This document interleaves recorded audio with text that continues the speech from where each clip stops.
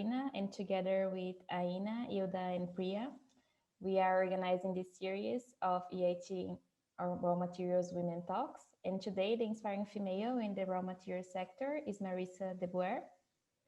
And before we start, on behalf of EIT Raw Materials and EIT Women, I would like to thank Marissa for her time and for accepting our invite.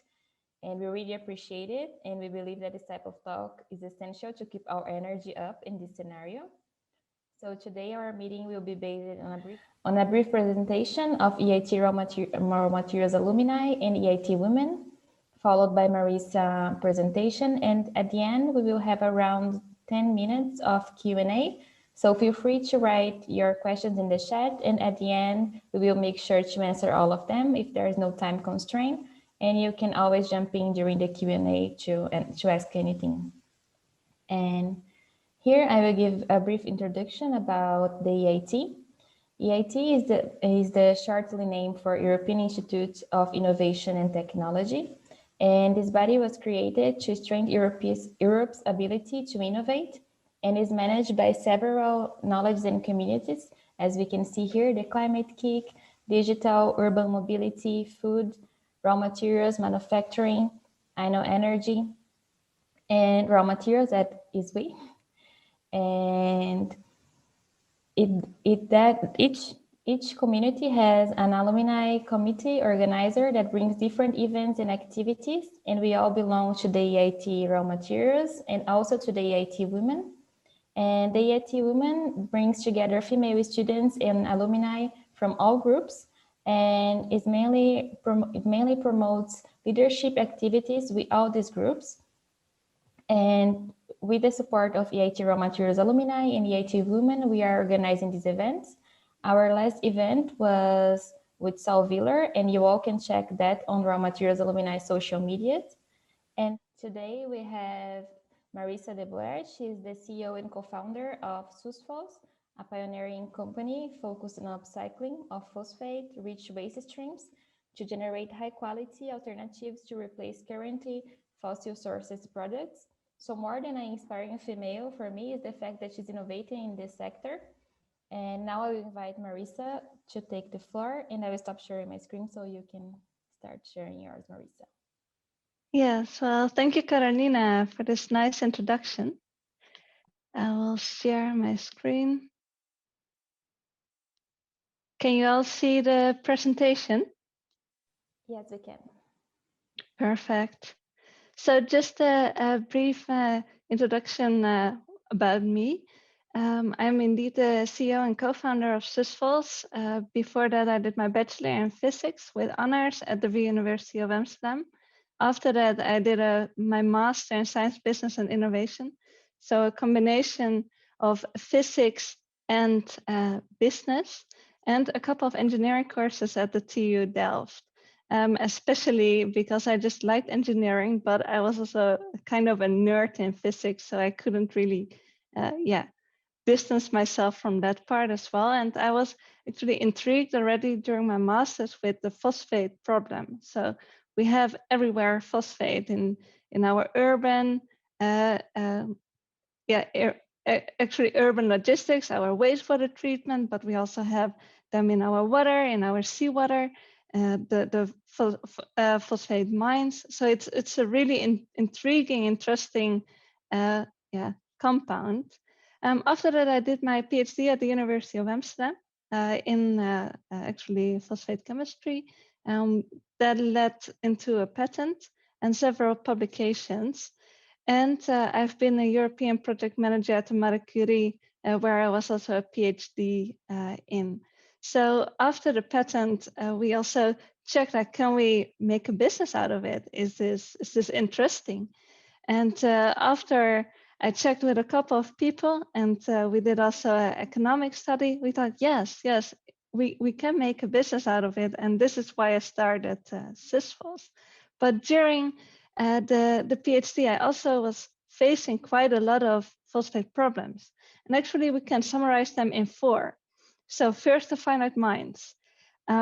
85 to 90% of these are only in 5 countries, and all outside Europe. We have just a small in the northern part of Europe, but actually they are in Morocco, China, the US. So we are, as Europe, quite dependent on our phosphate, and so as well our food production from elsewhere.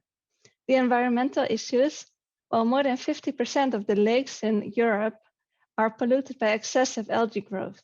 This is because of the nitrogen, but as well from phosphate. And so we are also dependent on import. 90% of our phosphate comes from elsewhere. And on the other hand, which is also a really nice opportunity, we see that the demand for safe and sustainable products is increasing, as well for phosphate flame retardants. They are used, for example, in your table, but perhaps even in the laptop you are maybe looking at right now, your phone, clothes, your chair, everything is impregnated with phosphate or with flame retardants, and perhaps phosphate flame retardants. At the moment, there are no sustainable flame retardants. They are only come from fossil mines. And this is so we have a really big waste stream. But on the other hand, we have a need for sustainable phosphate flame retardants. And this is actually where Systoles comes in. So we developed a technology, and we have currently 2 patents to do so, to convert several phosphate-rich waste streams, for example, from sewage sludge ash, so from our own waste, but as well several waste streams from the agricultural field. So for example, waste streams from the potato industry for fries. And we convert these waste streams into fertilizers, flame retardant, and wastewater treatment and concrete industry. So for example, the sewage sludge ashes, we can convert them into high quality phosphate flame retardant, but as well an addition for the concrete industry. And we can use the iron, which is still in it, in the wastewater treatment plant to actually get the phosphate out of the wastewater again. So this is really a recycling loop with the iron, the phosphate we use for the flame retardants, and actually the rest, which is still as a byproduct, we can use that in the concrete industry. So from a waste stream, we convert it into zero waste. And this is actually what we think is the most important. So see everything as a valuable product in the waste stream. So not only on one element, but just on the whole stream. Like how can we really upgrade it? We're actually now with quite a nice team. Willem Schipper, he was a former innovation manager and R&D manager of Sternfos, the only white phosphorus company in Europe. And we have several engineers, PhD students, and really great advisors. For example, Maria Zonneville, she was the former general manager technology at Shell. She advises us on the strategy because now we are still a small company, but we have really big dreams. And to really get to the dream, you really have to know how to walk the walk, talk the talk. So she is the person who can, or who teaches me to do so. And also Frank Landsberger, founder of Incaf Capital, one of the biggest venture capitalists in Amsterdam. And Chris and Bas, they are my former promoter at the university, and they are still involved with the R&D. So our value proposition is actually 2 ways. So the input from the waste, we solve a waste problem for the European waste producers. So currently they are still with their ashes. They pay to get rid of the ashes. And on the other hand, the fire retardant, so the flame retardant industry, we will give them for the first time a sustainable flame retardant with low CO2 emission. And so we give an added benefit. So from the market opportunity, we focus on the phosphate flame retardants. This is a huge market, and every year it almost increases with 8%. And this is because currently a lot of flame retardants are toxic from halogenated flame retardants, and more and more companies are just actually So they say that the halogenated flame retardants are not allowed in their products anymore. For example, Kingfisher, which is a really big company, they ban the halogenated flame retardant at the moment. So they are looking for other opportunities, and the most opportunity this stage is the phosphate flame retardant. So, and we focus mainly on the diammonium phosphate flame retardants and on the eco-friendly flame retardant for the furniture industry. So for example, for the tables and the chairs. We're now with our company. So from 2016 to 2018, we had the invention of the patent. In 2019, we moved towards a big water tech company, a PAX technology it's called, and it is located in Asia, in Europe, and in Brazil as well. And they helped us because we were really small. We were just with 3 people, and we came from the university. We didn't know how to upscale from just a lab into a sea container big skid. So they helped us with upscaling. In 2020, we moved to our demonstration site at the wastewater treatment plant Wetterskip in the northern part of the Netherlands. So we have now our own R&D lab, and we have our pilot plant. Actually, the blue containers you see in the bottom right. From 2022, we will focus on the full-size factory. We will, in 2021, so this year, we will gain the data we need to build and design the first demonstrator full-size plant. So our commercialization strategy in 3 years. So last year we focused on the securing of IP. So we already had 1 patent. Now we have another patent for the optimization. We have almost 1 million of financing secured, and also part of it from the EIT raw materials. And we constructed the pilot plant, and now we can produce up to 20 tons a year.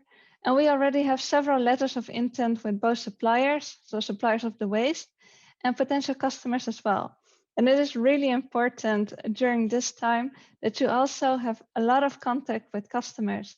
What do they like? And in the beginning, I thought that certain trace elements were really bad because I just had the researcher mindset like, okay, it has to be extremely pure, otherwise it's not good enough. But when you talk with customers, some obviously they don't like in their product, but others are not that of a problem as you expect before. So really talking with customers and really say what do they want is extremely important. With the 2021, so this year, it's all about customer samples. So we will run our pilot plant, we will produce the flame retardant samples and sell them to potential customers. Now we have letter of intent, so they have the intention to work with us, but we want to have supplier agreements. So we really have it on paper that we agreed to work with each other. Series A investment round at the end of this year, after we have all the data from the pilot and the design of the commercial plant completed, and we will expand our team. We have several partners, which are suppliers of our waste, as well as potential customers and knowledge institutes and universities. So 2021 will be really focusing on the construction of the first commercial agreements. So here are some pictures of our pilot plant and a couple of my colleagues. And so it's really a chemical process, a solvent extraction, and as you can see, some filtration, and we even have the red one, quite a big distillation column in our own pilot plant. So yeah, it's really nice. Unfortunately, it's COVID. Otherwise, I would invite you all to come. But yeah, with these pictures, I hope you already have an idea of how it looks like. So there are 3 sea containers big, so 2 with the installation and 1 with the optimization. So in short, with this technology, we can create local waste, actually everywhere where people are, where we poo and pee, but as well from manure, as well from agriculture, we can produce phosphate flame retardants. And the first factory will be realized at the end of 2022. We have a strong IP position because of the patents and the expertise in-house. And we are really closely connected to customers. What I already mentioned, I cannot stress it enough. It's so important to have customers really close to you. And we have a lot of key partnerships. So with the University of Amsterdam, where we started, but as well with WETSIS, WaterTech Knowledge Institute, to always be one step ahead of other competitors. And actually, potential customers are really waiting for our pilot samples. I get called every week. And unfortunately, I still have to say, no, I don't have them. But in 1 or 2 months, I think we can manage to make the products. So I also wanted to share some lessons learned, and also wanted to know if what you think of it, and if you also have experienced things, or what you have learned during your time of being an entrepreneur, or even in your time of a student, because everybody has developments. And I think one of the most important parts for me was be fully prepared before meetings. You have to be able to justify each number in your sheet.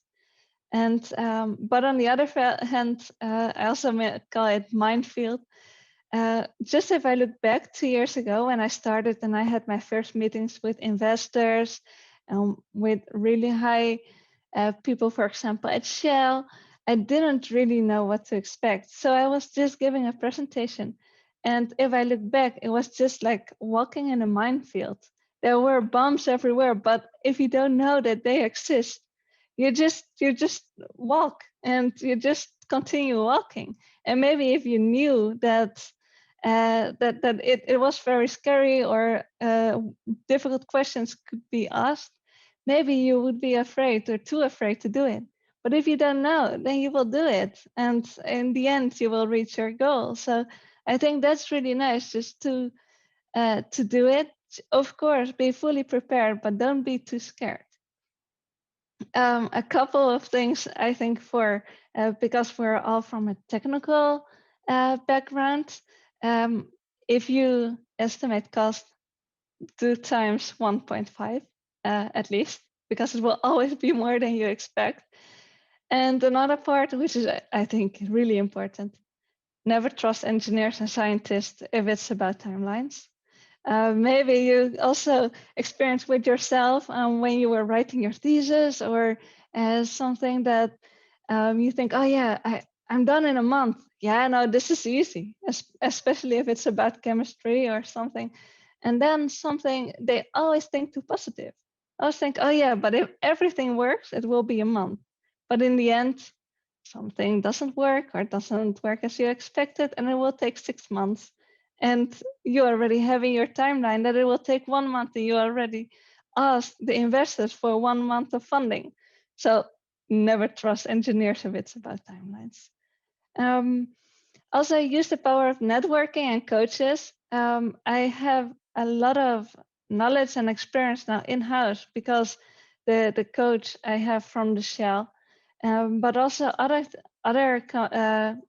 people who are helping me, which is really important, because if you are a CEO all of a sudden, it can be also quite lonely, because you have not really someone you can ask advice for as your promoter or your professor, or as someone else, because you are at the top. And so it's really important to have advisors with you, where you can also ask questions, or ask if you experience something and you just don't know what's right or wrong, and just to discuss things. And I think that also really important is believe in yourself. I've never done it, so I think I can. That's just really important.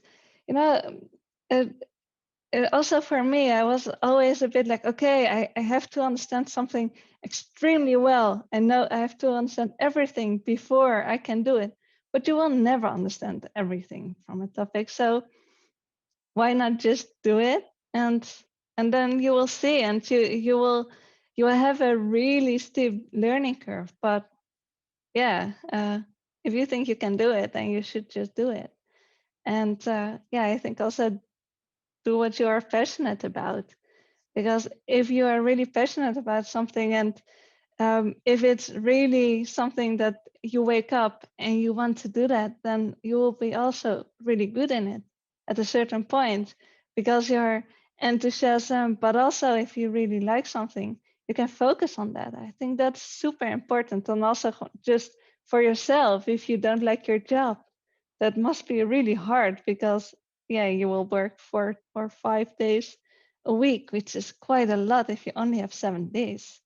So I think that's just the main, for me, the main lessons until now. But I'm also really curious, yeah, what your lessons are, or if there are other things you want to discuss. So this was my presentation till now, and really looking forward to the discussion. Okay, thank you, Marissa, for your presentation. So now I guess we can start with the Q&A. And I don't know if anyone already has any questions, but I have one, so maybe I can start.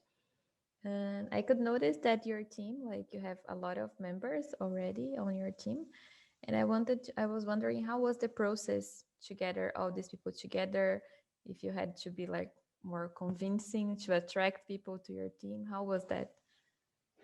Well, I have to admit that I get a lot of letters, just maybe every week from someone who applies for a job at Systoles at the moment. So I think that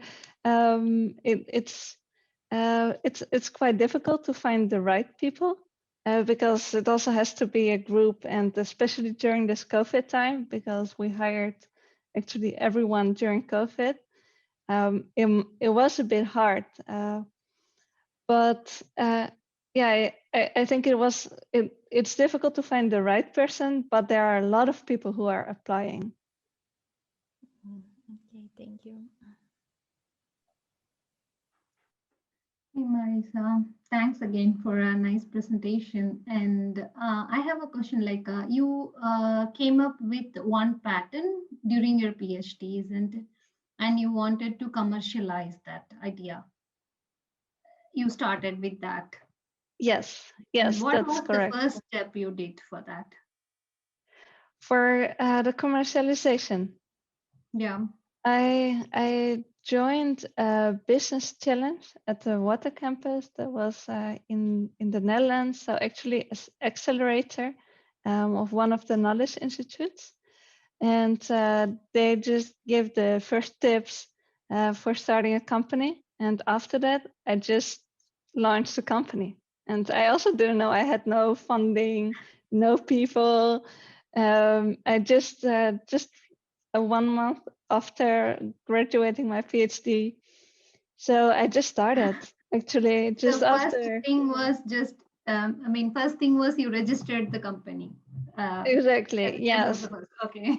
Yes. Just and I really had no clue what I started at that time. And after that, so the accelerator to get more ins and outs of starting a company, and then writing grants and grants and grants, and go to investors to get funding. And then yeah, I started in March, and in December I almost raised just so 1 million. So Wow. you really have to just continue writing and presenting and pitching and these kind of things, and really show that you believe in it, and then other people will join you. Yeah, that's great. Because for many of us, that's the difficult thing is the starting trouble. You can't- so once if we start, then we will proceed it somehow. But the starting trouble always exists. Yeah, there's always a barrier to start, but if you start, you just have to force yourself, and then if you do it, then yeah, you just have to go also all in, and just go for it. If you really believe that the economics are good and the technology is good, why not to start? I have one more question. Like, so still, after starting the company, you are continuing your research because you have now 2 patents, right? Yeah. So you Yes. have some collaboration with some laboratory. We have our own laboratory. And we also collaborate with the University of Amsterdam still, and with WETSES, so Knowledge Institute on Water Tech. But we have still our own laboratory, especially because when we started, I thought that my first patent, the technology, was just the best of the best. And when you upscale, you always find something which is troubling. And that's just how it goes. And then you have to look at a part and just do a bit more R&D and fix that issue, and then you scale up another yeah, for us 20 times, and then we came to our pilot. So yes, we are still partly in the R&D phase, but now as well in the upscaling. Great. Yeah. Thank you. Okay, I guess we have one question from Aisa that you raised your hand, so you can take the floor. Hi. Do you have my voice? Sorry, I think that I have a problem with microphone. Yes, we can hear you. Okay, thank you. So, Ms. Marissa, thank you for such inspiring story, and hope all your wishes come true about your passion. As you have you said, and as I feel, you believe in yourself and your idea and followed your passion. And I have a question, and this is, how do you introduce and explain passion? What is passion for you? And the second one is, how did you find your passion? How did you understand that this job is what you have to do? This is what you have created for, and you have to follow it for the rest of your life. Yeah. So thank you for your answer.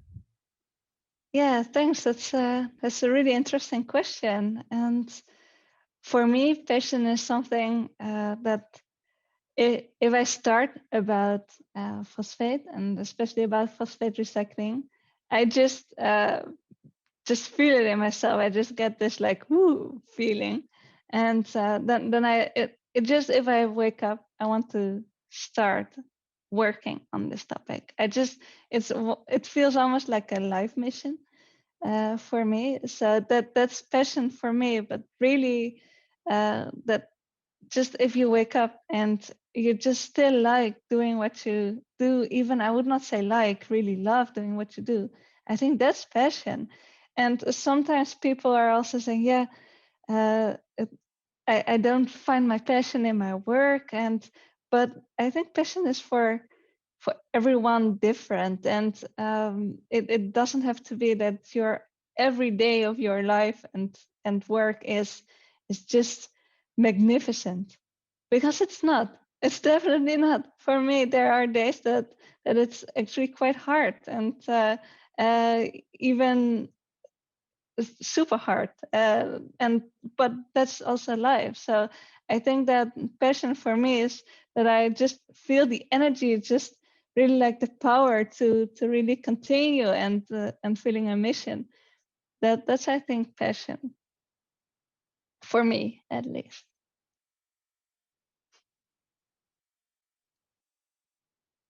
Okay, I guess your answer really good, that question about passion. And Stephen, you can make your question if you want. Hey Marissa, nice to see you here in the event. I mean, we met already. So I'm Stefan, CLC West Education Manager for the EIT Raw Materials, just to let you guys know.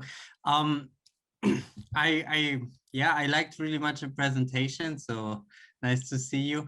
I was a bit interested in your path towards entrepreneurship in the end, because I heard today for the first time that you've been to a science, business, and innovation school, right? So yeah. First question would be, how much did that influence you? Because that is not the normal only scientist way, but also probably implanted something. Is that true?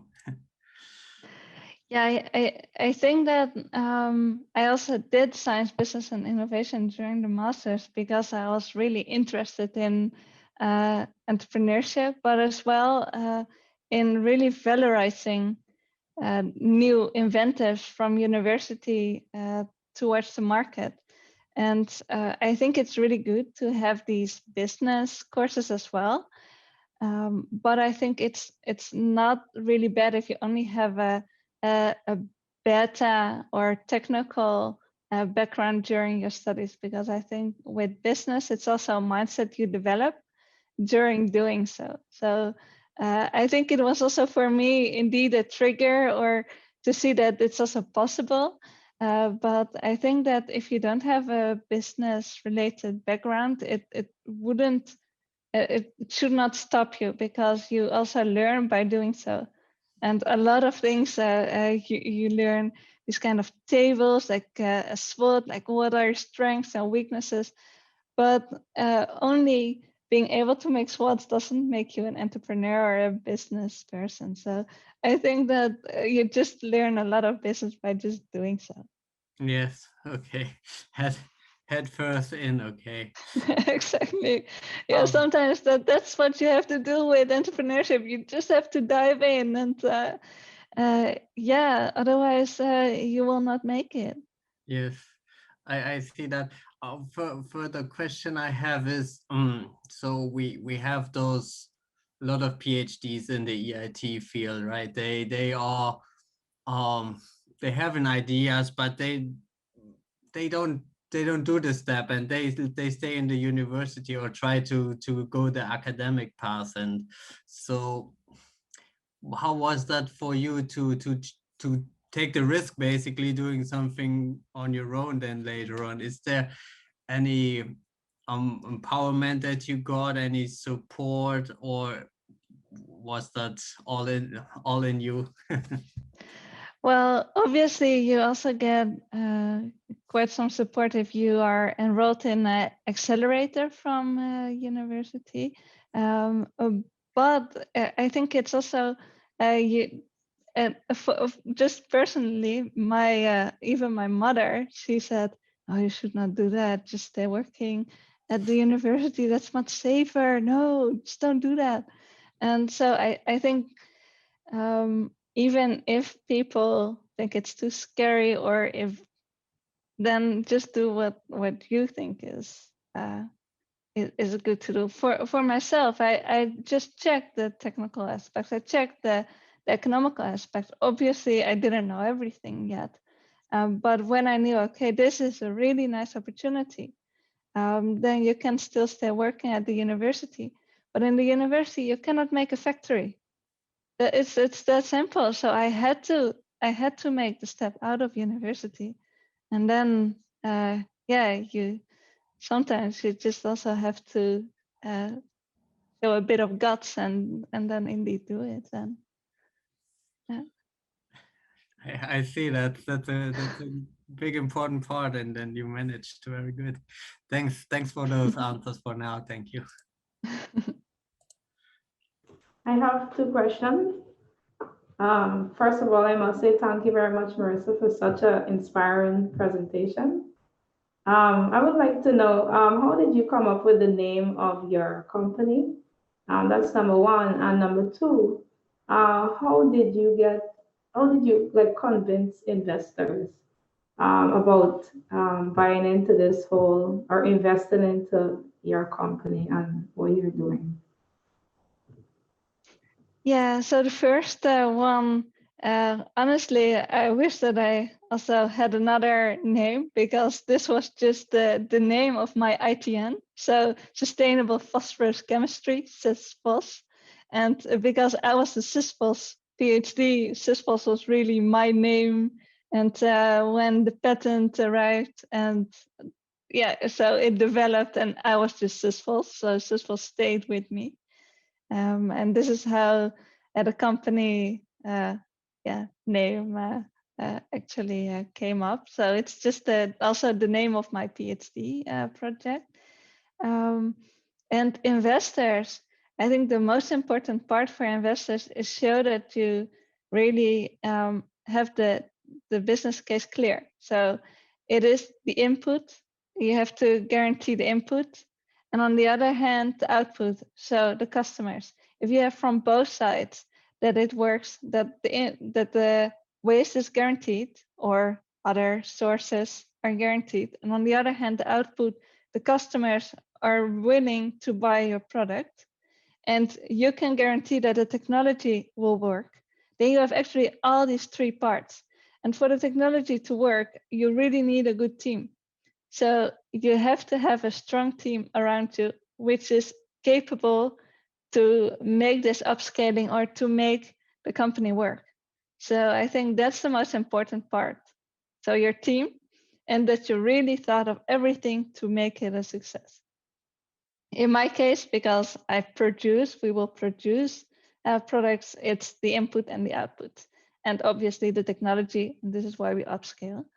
And the team. So have strong people around you, energetic team, passionate team, and not only have engineers, but as well business-minded people, so they know that you will not only focus on R&D and continue doing R&D only. So I think that's the most important. Okay, thank you very much. Perfect. I guess, Aisa, you raised your hand, so you can go. Thank you. So my question is about taking risks. You mentioned about taking risk, and I believe that yes, the biggest risk that you can do in your life is not to take any risk. Uh, so you hold a PhD degree. So in my idea, PhD is a kind of experience in the field. Do you think a person with master degree, with no experience, can make his own or her own job? Or what's your idea about experience? How much experience is important here? And my second question is, I know already 5 languages in full proficiency level. So at the first I was thought maybe I can be academician, but by the age I see that no, it's not kind of my passion. So do you think a person with high talent in language is good to work in a company or an international company, or it's better to stay in university? Sorry for many questions.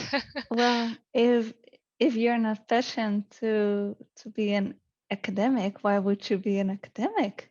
No, Right? I don't. So Yeah, I so learned it then I by the think the age. answer is already, then I would just go for something else. And um, no, I don't think that you need necessarily to have a PhD. Definitely not. Also, if you want to start a company, one of my friends, he even didn't finish high school, and he is now one of the biggest CEOs in the Netherlands in the pharmaceutical industry. So definitely, you don't need to have a PhD to do something great. And no, a master degree is really high. Yeah, it's definitely not necessary to have a PhD to start your company. No, and also in the industry, obviously it depends on what you want to do, but it's also a lot about networking. And indeed, if you speak 5 languages, then there are a lot of roles in companies where you would be perfectly suitable for, because who speaks 5 languages? I think just find what you like, and yeah, I think you have a lot to bring. I hope. Thank you.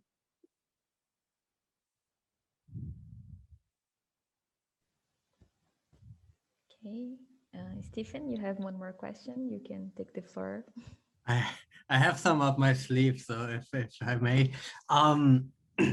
So you are CEO now, and before you were R&D and passionate for the matter of for the phosphate itself, right?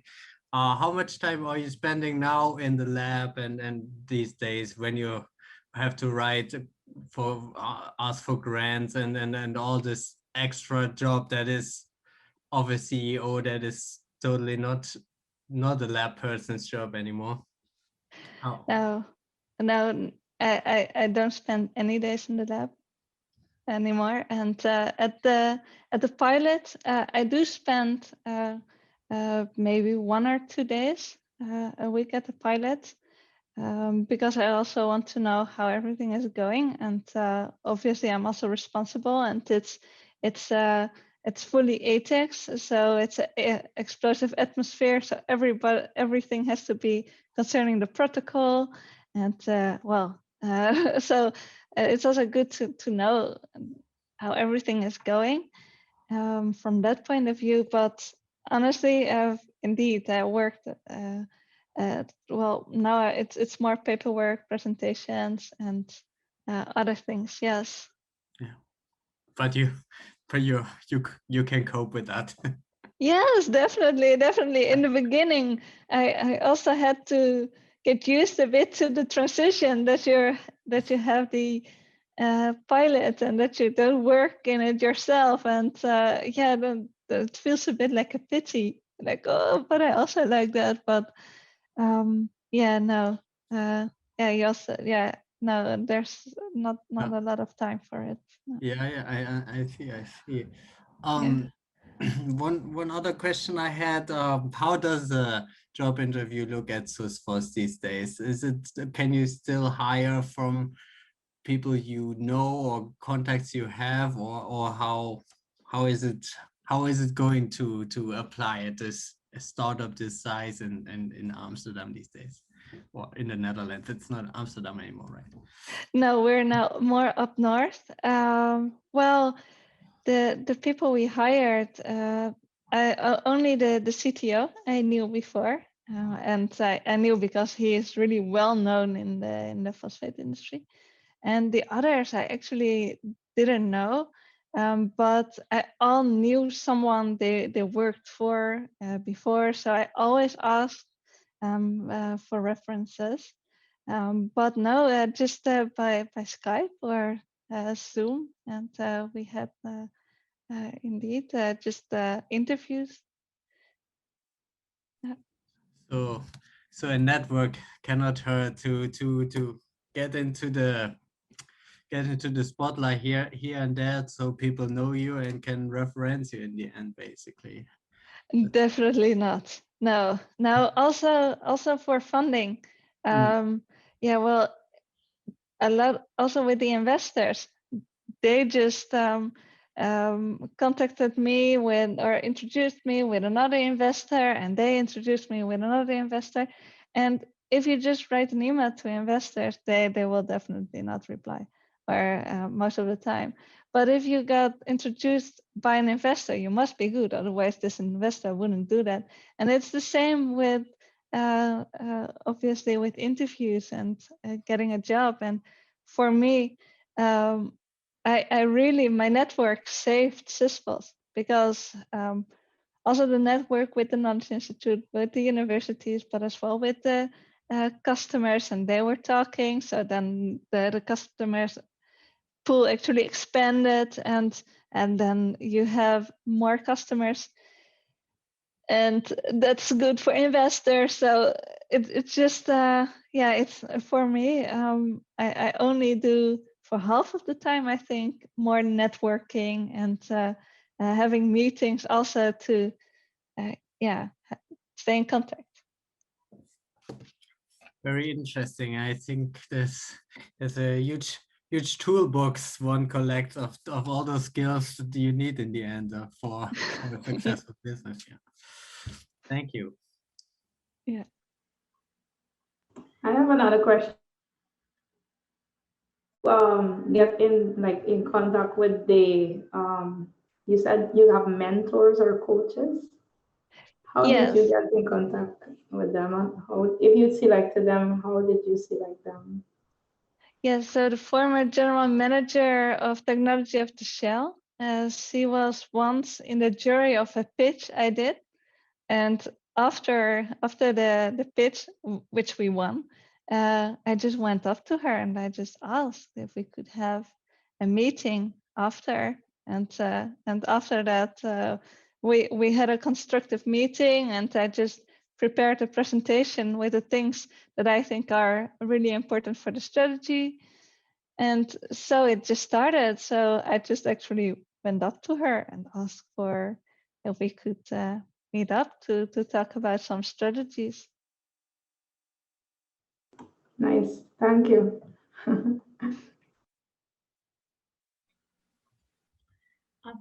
Okay, hi. Thank you very much, Marissa, for your presentation. It was really inspiring.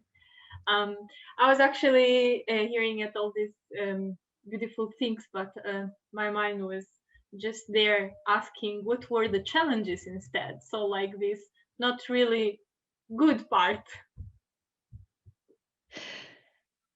Yeah, well, which one shall I pick? Because there were quite some challenges. I think that also, well, we talk about inspiring women, and so I think also one of the challenges is sometimes that you're also in a man's world. Don't know if you noticed also my team. Only my advisor or my coach is a woman, but we are all with men. Um, so sometimes it's difficult to really easy things, but with investors, that you will also understand the technology, even though you invented the patent. So these kind of things were sometimes a bit challenging, even quite harsh things. So that I think I just mentioned it to you because I think we are all almost all, sorry, Stefan, women. So I think if you also start up something, or if you get a nice job in a company, maybe you will experience the same. I even had once, I gave a pitch presentation for 3 men, and one of the men said, well, you have to start your pitch again, but then with your hair in a ponytail, because I couldn't listen. So these kind of things are quite tough, quite rough. But that's not because of you. That's because of the other person on the other side of the table. I think that was for me quite hard because I came from the academia bubble, which was quite safe. These kind of things didn't happen, and so that was quite hard. Another thing was a challenge for me was that there's always a risk. So you always have a lack of funding, but you have also employees which also have families. So for me, that was difficult sometimes to cope with.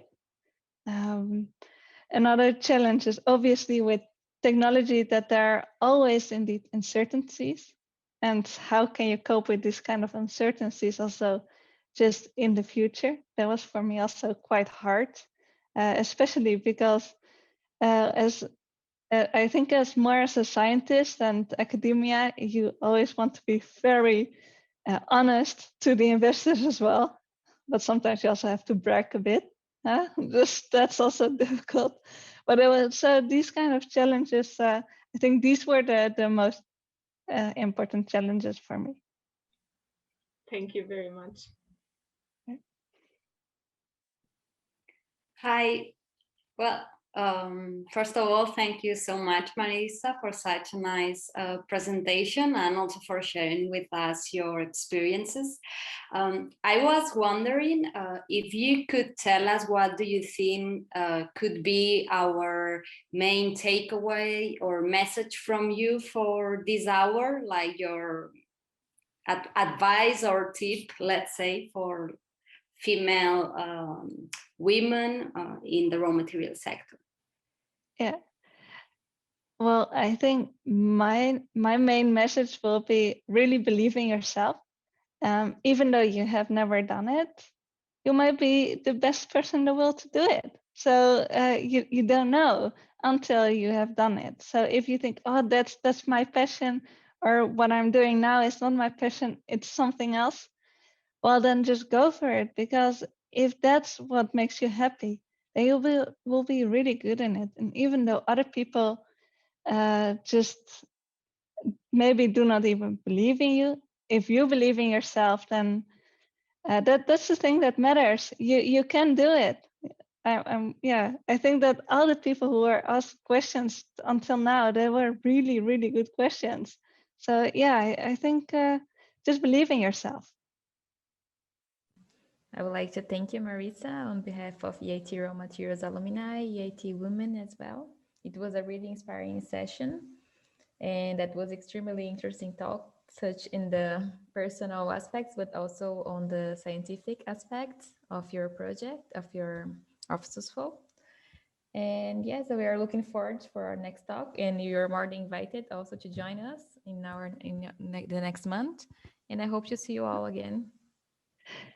Yes, and thank you all for your time. It was really nice, and thanks for all the nice questions.